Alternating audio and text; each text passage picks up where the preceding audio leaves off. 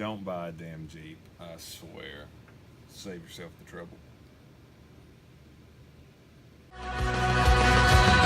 Everywhere you look, there's a heart, a hand to hold on to.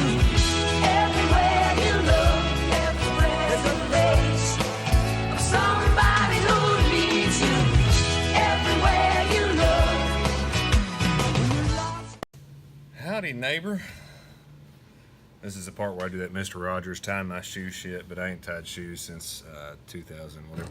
Anyway, this is a video about cleaning your neutral safety switch. But see, I pulled mine out and it's boogered as shit. So I bought a new one, but we're still gonna go through the motions on. You know what? Just roll this. And this is a neutral safety switch. On this particular model, this is a 97, so this will mainly pertain to 9701 automatic transmissions, being the AW4, which is the premier slush box of all time, in my opinion. Whatever. Not very efficient, pretty damn sturdy. But anyway, what this controls is kind of weird. What I was having problems with is backup lights.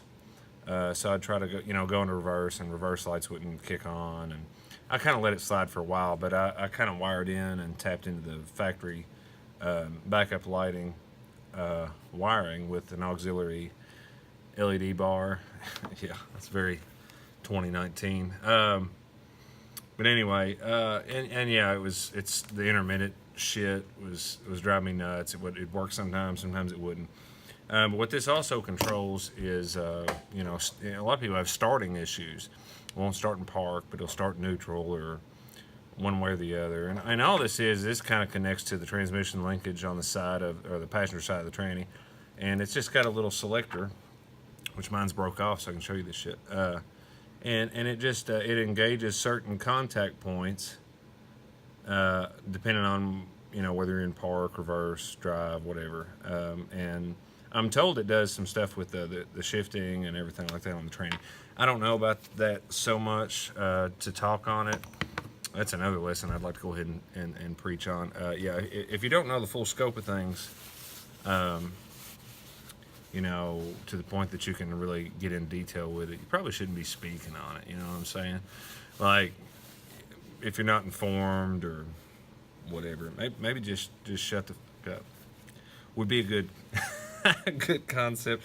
I'm over here preaching. I don't know. But anyway, so this does multiple functions, but it's not too hard to get to. It's held on by one 12 millimeter bolt right here. It's on the side of the tranny, and I'm not going to go through the taking it off thing. It's hard to get a camera up in there. But one 12 millimeter, and it's got a little, and yes, the cases are split. It's got a little kind of a nut type mechanism. I might have it in my tool. Yeah, I do. It's got a thing here with some tabs. Just kind of loosen that slightly, and it'll pull off that shaft after you remove the single 12 millimeter. And the thing with these is, they don't, other than my situation where I broke the damn thing, the actuator that actually engages this stuff, they don't really go bad. They just get dirty. And all you gotta do is pull it apart and pull the case apart, which is just 1, 2, 3, 4, like 6, maybe 5 or 6 Phillips head screws, and then the case pulls apart and you can access the internals. And from there, I mean, really all you gotta do is clean it. I mean, it's really simple. There's not a lot to go wrong in here. So you just clean it and go from there. Now, if you buy a new OEM part, which I wasn't going to do that, but these things are like $300-something. If you just go to a parts store and say, hey, I need a neutral safety switch, and then you got the douchebag at Advance Auto or something, and he asks you, a stupid question like, is it 2-wheel drive, 4-wheel drive? What's your date of birth? Social security number? How many kids you got? Do you wipe 3 or 4 times on average? They ask all that dumb shit. And anyway, they're going to charge you like $300 if you go there. So point is, obviously, if we're in these shit boxes here, we are pretty frugal people. So it's not hard. You take it off, take a little time, and I'll show you how to clean some of these parts up. And you'll have your shit back together in no time, and you can go back to slaying your cousin or whatever you're into. I'm not judging. In my particular case, I just ended up buying a new one since mine was broken and everything. I checked like most of my local yards and stuff, and nobody had one in for me to just pick up and clean. I was like, well, I'll go to the parts store here and grab one. A new OEM model is like almost $300, which yeah, I'm not doing. Yeah. So this is the Amazon. Yeah, it's like $40 something. That sounds a little sketchy considering that's a huge price difference, but they are perfectly equivalent to the other one I've compared to over here, as far as even right down to the length and all the whole layout of everything. Plugs are the same. It had, I don't know, like 17 good reviews on there. I was like, shit, I've spent $40 on stupider things, so we'll see how this goes. All right. Realistically, when I'm doing these, I've done several. Like I said, this is the first time I've had any issues with breaking the damn thing, so I feel like I'm wasting my time, but you really only need a couple things with this. I usually use just electric cleaner, contact cleaner, whatever, and then just a little scrubby brush. Vinyl bristles might be better, but if you got some worn out like brass type, or something's not gonna be too wild, you can use that on this, and that's probably what we're gonna do today. The thing is, all you gotta do is like just sort of clean this stuff out. So I'll try to lay this out for you and see if we can't show you kind of the inner workings and why shit goes south. This ain't gonna take too long, but and again, super simple.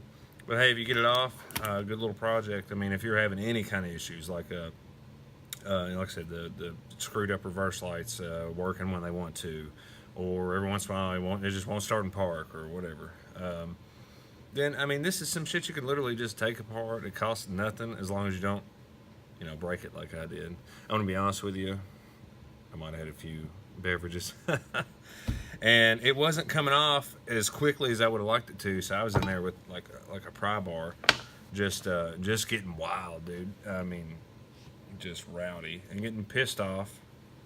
So yeah, don't do that, and you can avoid a lot of shit. You can just clean this, throw it back on, good times. So don't let your head get in the way, because it does break shit. And then here we are. Anyway, let's check this out. But anyway, these here, they're just little conductors basically, so you can actually pull those out of there, and there's a little spring. I don't know if you can see that. Yeah, there's a little spring just inside of here. Same thing with the other one. You can pull that one out, and same ordeal. There's springs inside both. So let me find something to grab that with here. All right, so here's what we got. Now, originally, this is supposed to be connected here, which, like I said, mine's broken and shit, but it kind of goes like this. This fits down in here, and with the transmission selection, this rotates and will engage certain points of the contact along the way to do different functions through these wires through here. So kind of a couple of things that's a problem with that situation is, this side doesn't matter as much. It doesn't hurt to clean this up, but the contact side is what you got to work for. But this here, I'm gonna have to get up here to see if it's, yeah. This here is got little spring-loaded type things, and they get gunked up, and they don't really want to return from their position, so they tend to not make excellent contact with this, which is, by the way, as you can see, already nasty. I don't even know what that is right there.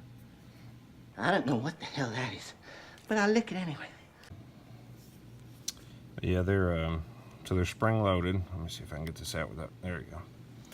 You can see that spring that's inside here, and that's what kind of preloads these tabs where they make contact with this here. The problem is, over the course of the years of running and all that stuff, and I just flung that spring off somewhere over there. Fuck. Don't buy a Jeep, I swear. Back on this bullshit, I swear. What you really got to do is take and just clean out this shit and clean through this and just and really just clean it up and then throw everything back together with some dielectric grease, and everything functions kind of well. So I'll go ahead and kind of run through some of that.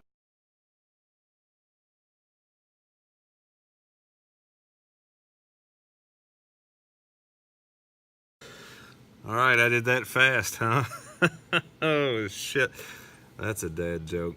Anyway, I got most of this stuff clean. I think the channels here are pretty good. I'm gonna have to get up here to kind of see what we're looking at. From there, I'll just kind of start putting these springs back in to their destined locations. I've heard of some people actually stretching those out a little bit before they put them back in. I don't know if that's actually necessary or not. You can, I guess, if you're having a lot of trouble with it. But what I want to show you here is, I don't know if you remember from early in the video or not, but when you actually would depress these, they had kind of a bad tendency of wanting to stay stuck there. Whereas now, when you hit down on the springs and everything, they just sort of pop back up to where they're going to make contact. You know, I think that's the biggest failure factor in these.